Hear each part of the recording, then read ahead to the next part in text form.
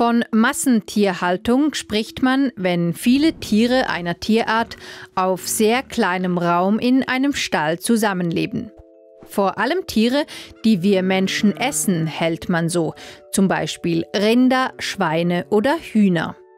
Massentierhaltung gibt es, weil wir Menschen gerne und viel Fleisch essen und mit Massentierhaltung in kurzer Zeit und auf kleinem Raum viel Fleisch hergestellt werden kann. Wie viele Tiere man in der Massentierhaltung miteinander halten darf, ist klar geregelt.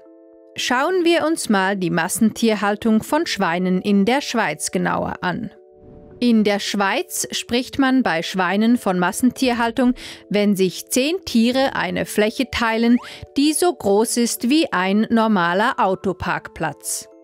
Auch typisch für die Massentierhaltung ist es, dass die Tiere hier oft Kraftfutter bekommen, damit sie schneller wachsen. So sind sie schneller genug schwer, um geschlachtet zu werden, und Landwirtinnen und Landwirte verdienen schneller Geld. Dank Massentierhaltung gibt es im Supermarkt also viel Fleisch, das zudem auch günstig ist, weil die Tiere pflegeleicht sind. Sie brauchen nicht allzu viel Platz und sind dank Kraftfutter auch schnell genug groß, um geschlachtet zu werden. Für uns Menschen hat die Massentierhaltung also Vorteile. Viel günstiges Fleisch, wann immer wir wollen.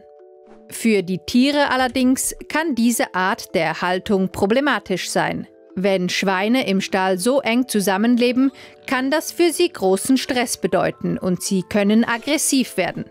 Oder sie fangen an zu wippen oder sich im Kreis zu drehen, weil ihnen langweilig ist.